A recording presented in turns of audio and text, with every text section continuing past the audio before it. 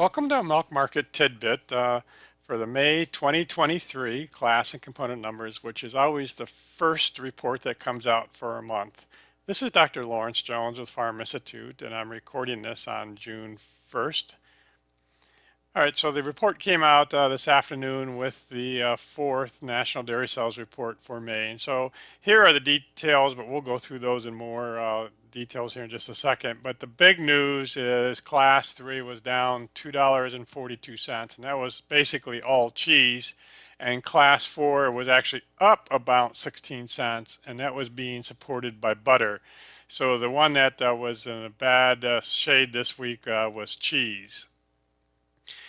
Now, this is the 60-40 blend, and that's 60% class 3, 40% class 4. And I'm trying to figure out if I should do that as a 40-60 blend, but these are the 60-40 blends. And something very interesting is starting to develop in this picture here. So this is all going back to 2018. And so what I did is I actually went ahead and calculated the averages. And I double checked these 2 or 3 times. I said, man, this graph doesn't support that, but your eyes are awfully deceiving. 2019, we were 1669. 2020 was actually a worse year with the pandemic at 1629. 2021, 1668. And then we had this kind of big run up in 2022, which gave us about 23. And now we're looking at for the rest of the 2023 about 1816. And there's just a lot of consternation because this is $4.80 lower than last year. But when you stand back and look at these three compared to this one, we're still pretty good milk prices. And I know dairymen are screaming and squawking and having to dig into some of the money that they built up this last year. But the reality of it is, anytime we can be over this 16 and change 60-40 blend is probably a pretty good year. So if we look at class 3 came down $2.41. It was 16.11. I don't think that's going to be the low for the year. I do think June is going to come down, and there is a chance that July could be in this area also if we don't get a huge response on the spot market, which we did a little bit today, but we'll see if it's going to hold through or not. So this is the May contract. We settled up at 16.11. You can see we're clear up here at $21 back in the spring of the year. We had a few gyrations here, but then it's been pretty well straight down. And we pulled $3 off of this contract in basically the last 2.5 months or so. Fat price actually came up 6 cents to $2.76, and that should be pretty flat, for the next few months here. And I would expect fat to be in that 275 plus or minus 5 cents. Protein is a whole different story. We dropped 76 cents. We're down to $1.80, which is a low for the last year.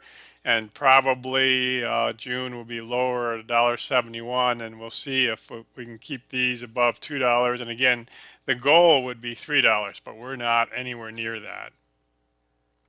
Other solids have been on a straight down, and they've dropped 6 cents this month, and so down to 19 cents for other solids. And looking like that'll probably split in half again, down to about 10 cents here by late third quarter. Class 4 actually came up 15 cents. Now that's been on a downward spiral, but it kind of bottomed out before Class 3 did. And this does seem to be trending up just a little bit, but butter is holding in there, at a decent price. Non-fat dry milk is very much dependent on the international trade. So here are the Class 3 and Class 4 contracts at the end of close today. Class 4 is higher than Class 3 all the way through April of next year. But as I say, I think these have probably got some downward pressure on them. And the reason is this graph here. This is the spot market plus 40 cents. Normally, that's where the nearby contracts are going to come in. Just look at this premium. It is just outrageous. And so are we going to see cheese go up to meet that, or is that contract going to come down? That's the million-dollar question.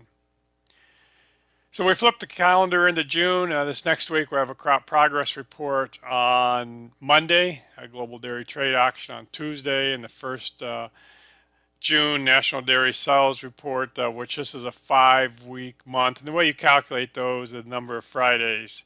And so there are 5 Fridays in June. And then we're going to have the WASDE report next Friday. And one of the comments that I made a little bit ago is if we look at this pricing for June, we've got, Memorial Day here, we've got Juneteenth Day here. So even though it's a 5 week month, there's several days that are out due to holidays. Okay, that's it for me. I'll talk to you next week.